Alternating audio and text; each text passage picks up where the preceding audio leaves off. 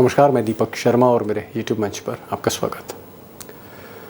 दोस्तों, क्या राहुल गांधी कोई बड़ा खेल करने जा रहे हैं? क्या राहुल गांधी सरकार पलटने की तैयारी कर रहे हैं? जी हाँ, मोदी सरकार को पलटने की क्या राहुल गांधी तैयारी कर रहे हैं? और क्या राहुल गांधी के संपर्क में, उनके कांटेक्ट में, राहुल गांधी और उनके साथी और सहयोगी दलों के कांटेक्ट में क्या एनडीए के कई सांसद हैं, बीजेपी के कई सांसद हैं, मोदी जी को जो साथ दे रहे हैं, ऐसे कई लोग राहुल गांधी, टीम राहुल गांधी के संपर्क में? कैसा है? अब ये जो सनसनीखेज बात है, ये मैं नहीं कह रहा, मेरा कोई ऐसा दावा नहीं है। ये बात राहुल गांधी खुद कह रहे हैं, उन्होंने अपने इंटरव्यू में कही है। और अमूमन राहुल गांधी इस तरह के सनसनीखेज बयान नहीं देते, दावे नहीं करते। इसलिए अगर राहुल गांधी, जिनकी एक क्रेडिबिलिटी है, अगर वो इस तरह की बात कर रहे हैं आज की तारीख में, तो दोस्तों इसके पीछे कुछ ना कुछ सच्चाई तो होगी। अब राहुल गांधी का ये जो खुलासा है, दो ऐसे बड़े नेता हैं जो उनकी बात को तस्दीक कर रहे हैं। एक ममता बनर्जी हैं बंगाल में, उनका कहना है और उनके लोगों का कहना है कि 3 और 4 बीजेपी एमपीज़ जो हैं वो टीएमसी के संपर्क में। जी हाँ, ममता बनर्जी की तरफ से, उनके कैंप की तरफ से बात हो रही है। उधर महाराष्ट्र में उद्धव ठाकरे के कैंप का भी ये कहना है कि कई ऐसे सांसद हैं एनडीए के, नेशनल डेमोक्रेटिक अलायंस के, जो उद्धव ठाकरे कैंप के संपर्क में है। अब सवाल इस बात का है कि राहुल गांधी ने जो इंटरव्यू दिया और इस इंटरव्यू में उन्होंने कहा कि मोदी सरकार अगर एक ज़रा सी गलती करती है तो सरकार गिर सकती है। और सरकार के गिरने के पीछे जो उन्होंने लॉजिक दिया है राहुल गांधी ने, वो ये कि कई सांसद इस वक्त इंडिया अलायंस के संपर्क में। अब इस तरह की बातें दोस्तों क्यों कह रहे हैं राहुल गांधी? क्या इसके पीछे रीज़न हो सकता है? इसके पीछे रैशनल क्या है, कारण क्या, आधार क्या है? आधार है इसके पीछे, और आधार ये है कि अगर आप 20-25 बरस की सरकारें देखेंगे भारत में, देश में, तो आप ये पाएंगे, हालांकि आप चौंक भी सकते हैं, कि ये जो मौजूदा सरकार है मोदी जी की, ये अब तक की सबसे कमज़ोर सरकार, यानी वाजपेयी सरकार से भी कमज़ोर है। मनमोहन वन यानी पहली बार जब 2004 में मनमोहन सिंह की सरकार बनी थी, यूपीए 1, उससे भी कमज़ोर है, और यूपीए 2 से भी कमज़ोर है। और 2014 और 19 में जो मोदी जी की सरकार बनी थी उनकी सरपरस्ती में, उससे तो खैर बहुत ही ज़्यादा कमज़ोर है। और मैं चाहूँगा, मुझे चंद सेकंड दीजिए, बड़ी खबर की तरफ मैं बढ़ता हूँ, लेकिन एक आंकड़ा आप देखिए जिससे एक क्लैरिटी और आएगी कि ये जो सरकार है मोदी जी की, ये तलवार की धार पर क्यों है, ये इतनी कमज़ोर क्यों है। एक आंकड़ा देखिए, तस्वीर को समझिए और फिर आगे बढ़ते हैं बड़ी खबर की तरफ। अब 2004 में जब मनमोहन सिंह की सरकार पहली बार गठित हुई, उस वक्त कांग्रेस की सीटें बहुत कम थी दोस्तों, लेकिन जो टोटल सपोर्ट मिला, पार्टियों का सपोर्ट मिला मनमोहन सिंह को, वो 335 सांसदों का, 335 सांसद थे। यानी मनमोहन सिंह की सरकार, खुद की पार्टी भले ही उसकी सीटें कम थी, संख्या बहुत थी समर्थन की मनमोहन सिंह के पास। और 2009 में भी जब मनमोहन सिंह सरकार रिपीट हुई, तब भी उनके सांसदों की जो सपोर्ट कर रहे थे, मैं यूपीए की बात नहीं कर रहा, जो सपोर्ट कर रहे थे, 322 सांसद थे। और उसके बाद जब मोदी जी आए, तो मोदी जी ने 2014 में तो कमाल ही कर दिया, आप सबको पता ही है। उस वक्त जो उनको समर्थन मिल रहा था मोदी जी को, 336 सांसदों का था। बहुत ही मजबूत स्थिति में थे, जिसमें बीजेपी खुद 282 के ऊपर थी। 2019 में मोदी ने अपने पुराने रिकॉर्ड को तोड़ा और बीजेपी अपने दम पर 300 पार कर गई। और अगर आप सपोर्ट देखें तो 353 सांसदों का सपोर्ट था। बहुत ही मजबूत सरकार थी। लेकिन इस बार ये सारी गणित बिगड़ गई है। मोदी जी की जो खुद की संख्या 240 है, 303 से 240 पर आ गए। और आप कह सकते हैं जो उनको सपोर्ट है वो सिर्फ 293 सांसदों का है। और अगर आप फिगर देखेंगे तो आप कह सकते हैं कि ये अब तक की सबसे कम संख्या है। और अगर आप वाजपेयी सरकार भी जोड़ दें तो भी आप कह सकते हैं कि 25-30 वर्षों में ये सबसे कमज़ोर सरकार है जहाँ तक समर्थन की बात है। और शायद इसीलिए राहुल गांधी या इंडिया अलायंस या ममता बनर्जी या फिर अखिलेश यादव या शरद पवार या उद्धव ठाकरे डंके की चोट पर कह रहे हैं कि जब चाहेंगे मोदी की सरकार गिरा देंगे। अब दोस्तों, अगर एक और ग्राफिक अगर आप देखें तो आपको एक ये चीज़ रियलाइज़ होगी कि मोदी की जो सरकार है इस वक्त मौजूदा समय में वो बिल्कुल हेयर लाइन सपोर्ट पर है। बहुत आप कह सकते हैं कि ऐसा सपोर्ट है कि जरा सा भी झटका लगा तो मामला बिखर सकता है। अगर आप ये फिगर देखें तो 240 प्लस 53 ये इस वक्त मोदी जी की जो है स्ट्रेंथ है। और अपोजिशन आप देख रहे हैं कि ये जो नीले कलर में है, अपोजिशन एकदम बराबर की टक्कर में, जबकि 2019 में अगर आप ये स्थिति देखेंगे तो 303 प्लस 49 352 की स्ट्रेंथ थी। और आप देख सकते हैं ग्राफिक से आपको जाहिर हो रहा है कि उस वक्त कितनी मजबूत स्थिति में थी, कितना आप कह सकते हैं डिफरेंस था। ये डिफरेंस जो है, ये जो अंतर है, एकदम हेयर लाइन सपोर्ट पर आ चुका है। और इसीलिए ये कहा जा रहा है कि अगर मान लीजिए कि जेडीयू और टीडीपी जो दोनों ही इंडिया अलायंस के टच में, शरद पवार के टच में, कुछ लोग ये बता रहे हैं सीताराम येचुरी की भी लगातार बातचीत हो रही है, सीताराम येचुरी की भी बातचीत हो रही है नायडू बाबू से। जेडीयू कैंप पूरी तरह से तेजस्वी कैंप के टच में। अगर ये स्थिति होती, मान लीजिए कि नीतीश कुमार और नायडू बाबू इंडिया अलायंस की तरफ आ जाते हैं तो इंडिया अलायंस 263 हो जाएगी, मोदी जी 265 पर आ जाएंगे। सिर्फ 2 का अंतर रह जाएगा, 2 सांसदों का अंतर रह जाएगा। और ये जो 14 अन्य हैं, अगर ये 14 अन्य चले गए इंडिया की तरफ तो सरकार गई और एक नई सरकार आ जाएगी। यही नहीं, अगर कुछ सांसद बीजेपी के इस्तीफा दे देते हैं तो भी आप कह सकते हैं कि मोदी की सरकार जा सकती है, अगर जेडीयू और टीडीपी पाला बदल ले। ये स्थिति है। और इसीलिए राहुल गांधी डंके की चोट पर कह रहे हैं, इंटरव्यूज़ दे रहे हैं कि कई सांसद हमारे संपर्क में हैं और छोटी सी गलती पर भी ये सरकार यानी मोदी सरकार गिर सकती है।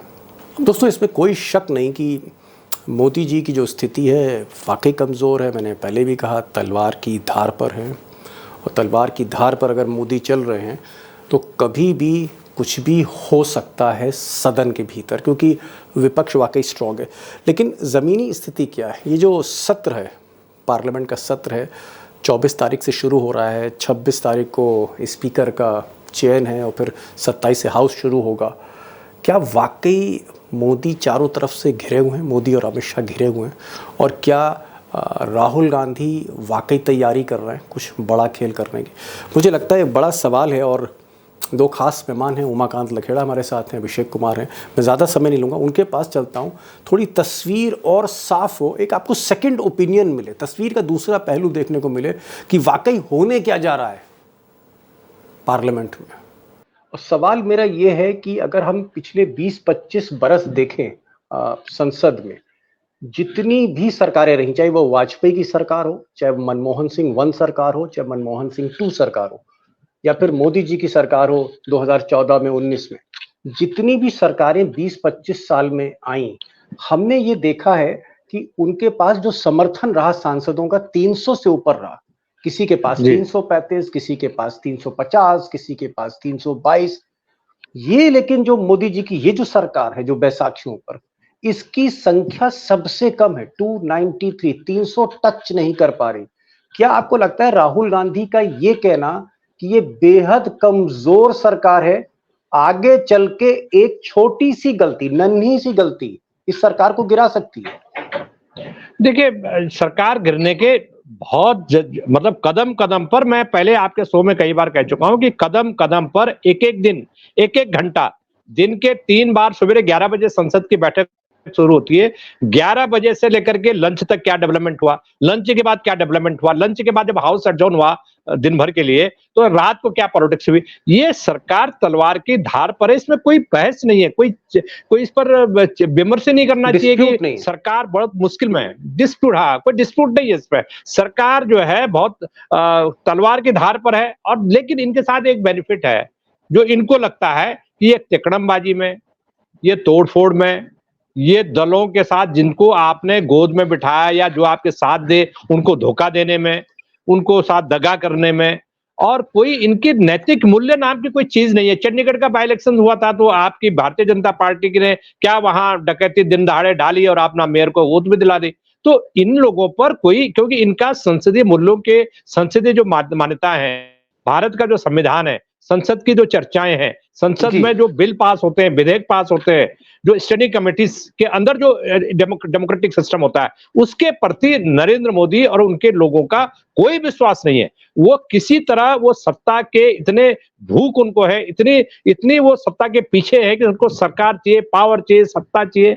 और सत्ता में क्यों चाहिए? सत्ता इसलिए चाहिए कि वो सत्ता में बैठ करके वो सारे जी मनमाने काम कर सके, जो मनमाने काम ना संविधान जिनको अनुमति देता है, ना कानून अनुमति देता है, ना भारत की जो संसदीय परंपराएं अनुमति देती हैं। तो अनकन्वेंशनल पॉलिटिक्स के ये लोग आदी है। तो ये लोग जी 200, ये मत समझिए कि 200 285 या 290 है, ये उसको तिकड़म करके इन पर कोई भरोसा नहीं कर सकते, इसलिए स्पीकर के लिए ये जी जान जुटाए हुए हैं। जी, थैंक यू। समझ गया लखेड़ा साहब। आपका ये कहना है कि मोदी और शाह तिगड़म की सियासत करते हैं, तिगड़म की राजनीति करते हैं, और क्योंकि ये अल्पमत में है, इनके पास संख्या नहीं है, इसलिए आगे चलकर तिगड़म करके कुछ ना कुछ जुगाड़ करके ये अपनी संख्या बढ़ाने की कोशिश करेंगे। हालांकि जी, स्थिति बहुत ज्यादा फ्लूइड है। स्थिति जो इस वक्त संसद में है, जो भारत की राष्ट्रीय राजनीति की है, वो मोदी जी के फेवर में नहीं है। अभिषेक, ये जो राहुल गांधी बार बार कह रहे हैं और ऑन रिकॉर्ड कह रहे हैं, कोई पर्दे के पीछे नहीं कह रहे हो, वो ऑन रिकॉर्ड कह रहे हैं, इंटरव्यू में कह रहे हैं कि कई सांसद हमारे टच में हैं जो मोदी जी को समर्थन दे रहे हैं। हमने देखा बंगाल में ममता बनर्जी के टच में 3-4 सांसद हैं बीजेपी के।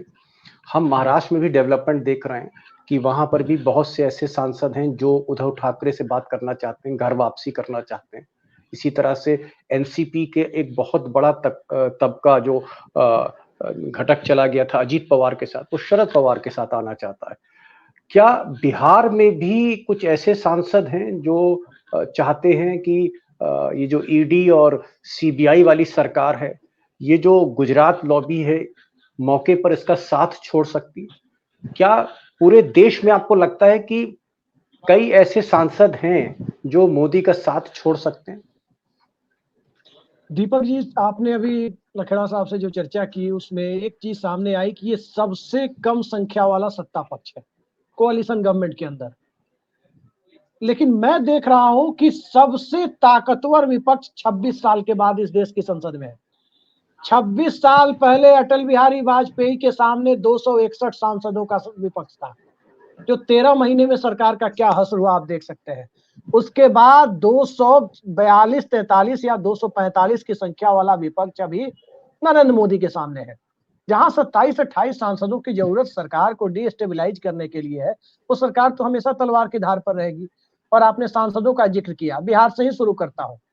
जनता दल यूनाइटेड के अंदरूनी सूत्रों पर यकीन करें तो सबसे पहले operation LJP with in NDA कभी भी हो सकता है, क्योंकि जेडीयू के लोगों का मानना है कि 5 में 5 का 2/3 कितना होता है? 3.4, यानी उनको 4 सांसद चाहिए।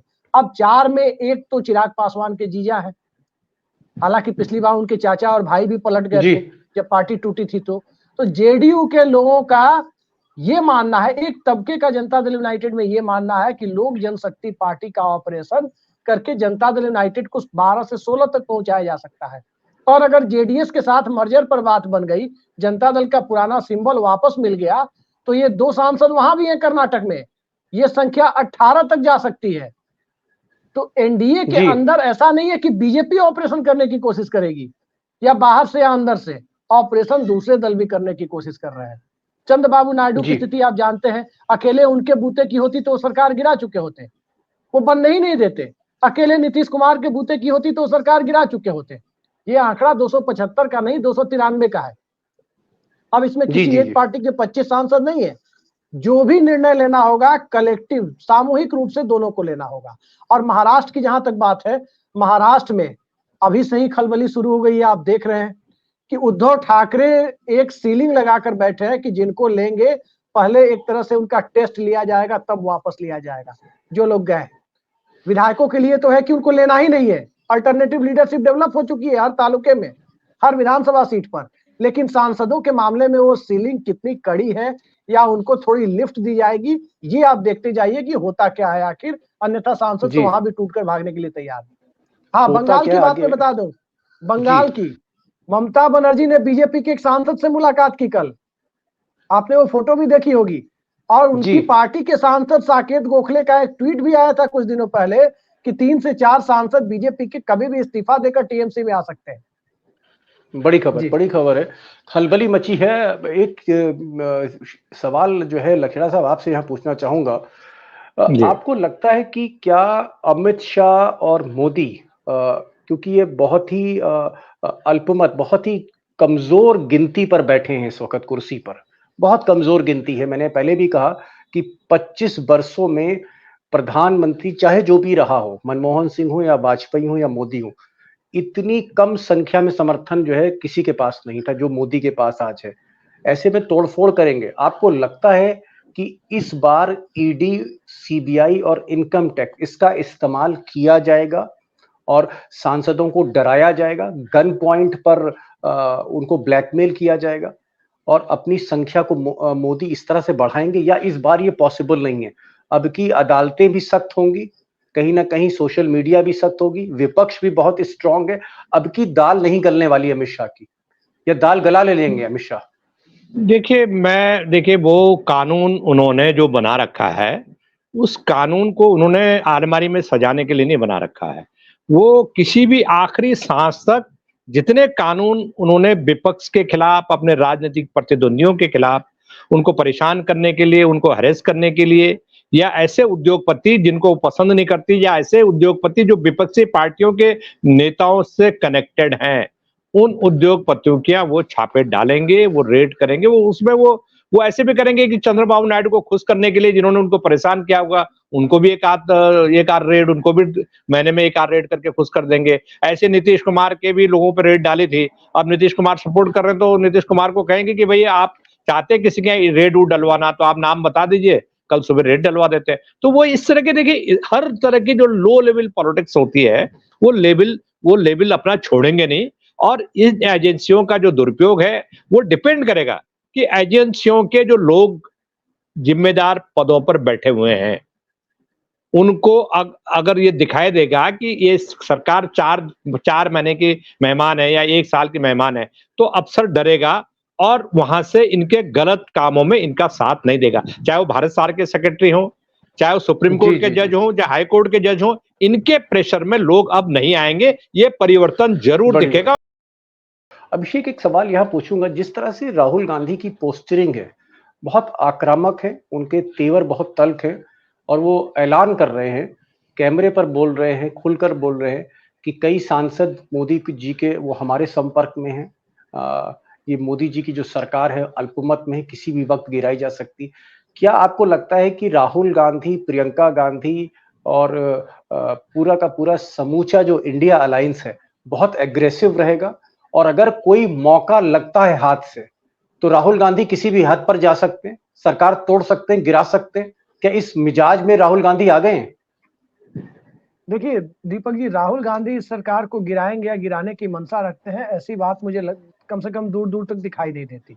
ये सरकार गिरेगी, अपने अंतर विरोधों से गिरेगी, अपने इनर कॉन्फ्लिक्ट से एनडीए गठबंधन टूटेगा। आप देखिए इस गठबंधन सरकार को एनडीए सरकार कितने लोग मान रहे हैं।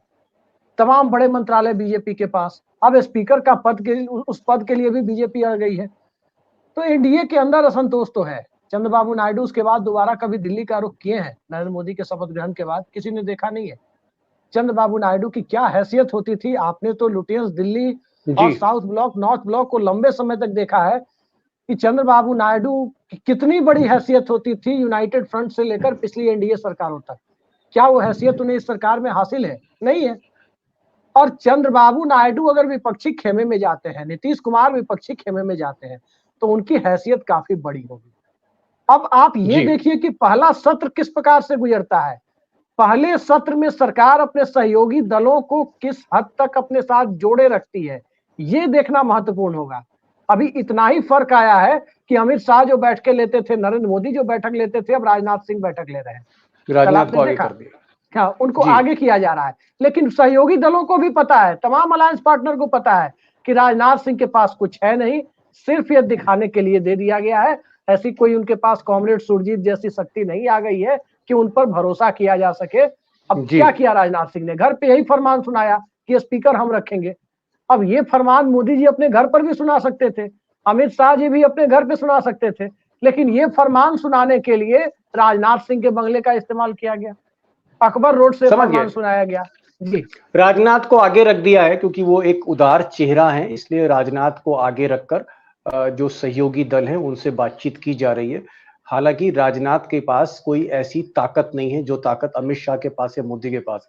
एक अंतिम सवाल लखेड़ा साहब पूछना चाहूंगा, ये तो बात हम एनडीए की कर रहे हैं, जी क्या बीजेपी के भीतर जिस तरह से मोदी और शाह का जो स्टाइल ऑफ पॉलिटिक्स है, जो इनका मिजाज है, जो इनकी तबीयत है, जिस तरह से ये लोग राजनीति करते हैं, एक दूसरे को जो है शोल्डर डिस्टेंस पर रखते हैं, लोग इनको तानाशाह कहते हैं, कोई कहता है कि साहब ये सीधे तरीके से बात नहीं करते, सब लोग इनके व्यवहार से परेशान हैं पार्टी के भीतर और आरएसएस में भी।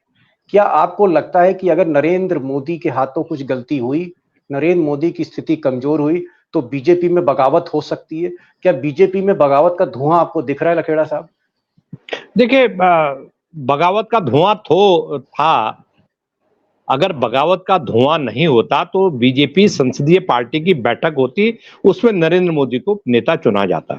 और मेरी 1000% 1000% जो सूचना है वो ये है कि वो विद्रोह संसदीय पार्टी की बैठक में होना था। इसलिए आरएसएस के जो टॉप ब्रास थे उनको मनाया गया 1:30-2 बजे रात तक, और मनाने के बाद ये फैसला किया कि ठीक है, आप इस बार आप एनडीए की बैठक कर लो, आप बीजेपी पार्लियामेंट्री पार्टी की बैठक मत करो। बीजेपी में जो इनसे जो नाराज हैं और जो उबाल हो रहा है, उबाल होने का कारण क्या है कि ये पहले पार्टी के जो स्ट्रक्चर्स है, संगठन का जो स्ट्रक्चर्स है, किसी लेवल पर कोई डिस्कशन, कोई चर्चा ये लोग नहीं करते हैं। 2 लोग फैसला करते हैं, तीसरे को पता नहीं होता। आप ये देखिए ना कि ये जो एनडीए की बैठक हुई है, इसमें कितना झूठ है कि भारत की राष्ट्रपति के अभिभाषण का फाइनलाइज हो रहा था। इससे बड़ा झूठ कोई होगा? इस सरकार में राष्ट्रपति के भाषण पर एनडीए के अलायंस की कोई बैठक होगी? इससे मजाक है भारत के इन लोगों के साथ। तो ये जो है, ये सीधी सी बात है कि सारे पॉलिटिकल मैनेजमेंट, राजनीतिक स्थिति पर चर्चा, संसद सत्र में हमको कैसे सहयोग करना है, किस अलायंस को क्या चाहिए क्या नहीं चाहिए। मैं साफ सा बात बता रहा हूं कि इन लोगों को ये जो सीक्रेट फैसले करते हैं, चुपचाप फैसले करते हैं, कोई पारदर्शिता नहीं है, ट्रांसपेरेंसी नाम की कोई चीज नहीं है। किसी चिड़िया का नाम है पारदर्शिता। डिसीजन मेकर, जैसे मैंने पहले बताया कि उसमें कोई फैसला नहीं करते, फैसला करते हैं और पर्ची पर चीफ मिनिस्टर का नाम जो यादव जी हैं या जो वहां लिख दिया जाता है। शर्मा जी हैं, लिख दिया जाता है, और वो राजनाथ जी को पता नहीं है पर्ची में क्या लिखा है। तो इस तरह से कोई डेमोक्रेसी में इस तरह के कोई फैसले करते हैं? ये पर्ची सिस्टम से इतना बड़ा डेमोक्रेसी चलेगी, इतना बड़ा लोकतंत्र चलेगा 140 करोड़ लोगों का? तो मुझे लग रहा है ये मजाक है इन लोगों के खिलाफ असंतोष इसी कारण से है, और आरएसएस नाराज है वो भी इसी कारण से है। आप आखिरी मौके पर कोई फैसला नहीं करते, गलत लोगों को प्रश्रय देते हैं, किसानों को कुचलने के आरोप है उनको आप संरक्षण देते हैं, तो इन लोगों से न्याय की उम्मीद कैसे की जा सकती है? जी बिल्कुल बिल्कुल बिल्कुल, आपका कहना है कि असंतोष है, बीजेपी के भीतर असंतोष है, आरएसएस के भीतर असंतोष है। वक्त आने पर उस असंतोष की अभिव्यक्ति दिखेगी, हर आदमी मौके का इंतजार कर रहा है। अभिषेक, लास्ट लाइन ऑफ आंसर मैं आपसे चाह रहा हूं, समय बहुत कम है। क्या आपको लगता है कि अभी महाराष्ट्र का चुनाव है, हरियाणा का चुनाव है, खुदा न खास्ता अगर कहीं बीजेपी महाराष्ट्र में हार जाती है या हरियाणा हाथ से निकल जाता है, तो क्या मोदी पे प्रेशर और ज्यादा आ जाएगा और 6 महीने बाद वाकई मोदी और शाह के लिए आगे का रास्ता बहुत मुश्किल होगा? देखिए दीपक जी, 2 राज्यों को हारने के बाद बीजेपी के पास अंदर से भी दबाव बहुत ज्यादा बढ़ेगा, मौजूदा नेतृत्व के ऊपर दबाव बढ़ेगा। और सहयोगी दलों के दबाव का की जो बात आप कह रहे हैं, सहयोगी दलों में तो भगदड़ मचनी तय है कि कौन पहले जाएगा, जो नहीं जाएगा उसके सांसद भाग जाएंगे, एकनाथ शिंदे गुट की बात करें तो। और आज आपने शायद एक बात पर ध्यान नहीं दिया है, नालंदा में प्रधानमंत्री भी थे और नीतीश कुमार भी थे, और वो पूरी हिस्ट्री जब नीतीश कुमार ने पढ़नी शुरू की और ये बताया कि 2010 में पिछले गठबंधन की सरकार के बाद साफ साफ उन्होंने कोट करते हुए, उस पर इंफेसाइज करते हुए कहा है, जोर देते हुए कि 2010 में जब दूसरे लोग सत्ता में थे, ये वर्ड इस्तेमाल किया है, तब इस नालंदा विश्वविद्यालय का बिल संसद में पास किया गया था, जो हमारे दबाव में पास किया गया। ये वर्ड थे नीतीश कुमार के। नरेंद्र मोदी का चेहरा उस वक्त देखने लायक था, जो दिखा रहे थे टीवी वाले। और आप सोच सकते हैं कि झलक कहां से मिल रही है। प्रणब मुखर्जी के नाम का जिक्र किया उस वक्त, प्रणब मुखर्जी के नाम का जिक्र नीतीश किया, कुमार ने कह दिया कि ये जो यूनिवर्सिटी का आप जी दीपक जी, खबर आ गई कि प्रणब मुखर्जी के बेटे जा रहे हैं कांग्रेस पार्टी में। कल से ही चल रही है, रात से। उसके बाद प्रणब मुखर्जी के नाम का जिक्र। देखिए, नीतीश कुमार संकेतों में ही बात करना शुरू करते हैं, सबसे पहले झलक देनी शुरू करते हैं कहीं से, तब जाकर बात आगे बढ़ती है। और आज तो हाथ भी देख लिया प्रधानमंत्री का, कुंडली भी देख ली। सफर मुश्किल है, ये आप कह सकते हैं 6 महीने बाद मोदी का। सफर तो 24 जून से ही मुश्किल है। 26 जून से ही आप कह सकते हैं कि पहला एंट्रेंस टेस्ट। अभिषेक कह रहे हैं कि सफर 6 महीने बाद नहीं, बल्कि इसी 26 जून से ही ये सफर मुश्किल है मोदी शाह के लिए। और कमोबेश कुछ इसी तरह की बात राहुल गांधी ने कही है कि ये सरकार जो है बहुत फ्रेजाइल है, बहुत कमजोर है, और छोटी सी गलती पर, किसी भी छोटी मिस्टेक पर सरकार गिर सकती है। और उन्होंने ये भी कहा कि बहुत से सांसद हमारे टच में हैं। ममता बनर्जी और उद्धव ठाकरे ने हालांकि ये जाहिर भी कर दिया है कि कई सांसद उनके वाकई टच में। आगे का सफर जो है मोदी और शाह का बहुत इस हद पर निर्भर करेगा कि क्या महाराष्ट्र में, जहां विधानसभा चुनाव होने, हरियाणा में चुनाव होने, क्या महाराष्ट्र फिर से जीत सकती है बीजेपी। अगर महाराष्ट्र हारी तो मोदी के लिए मुसीबत और होगी। जैसा लखेड़ा साहब कह रहे हैं कि जितना असंतोष आरएसएस में है, उससे कहीं ज्यादा असंतोष मोदी और शाह के मिजाज को लेकर, व्यवहार को लेकर, तानाशाही को लेकर बीजेपी के भीतर है। हर व्यक्ति, राहुल गांधी ही नहीं, ममता बनर्जी ही नहीं, उद्धव ठाकरे ही नहीं, बीजेपी के लोग भी इंतजार कर रहे हैं मौके का। ये स्थिति है दोस्तों, और हम कोशिश करेंगे, आपको अपडेट करेंगे। लखेड़ा साहब, आप आए और आपने बातें बहुत बेबाकी से रखी। आपके तजुर्बे को मैं सलाम करता हूं। और अभिषेक, आपका जो डेटा है, जिस तरह से आप चीजों को सही पर्सपेक्टिव में रखते हैं, दर्शकों को अच्छा लगता है, क्योंकि तस्वीर एकदम क्रिस्टल क्लियर होती है। तो अभिषेक आपका, लखेड़ा साहब आपका, दोस्तों की तरफ से बहुत बहुत शुक्रिया। Thank you so much for joining this programme. Thank you so much.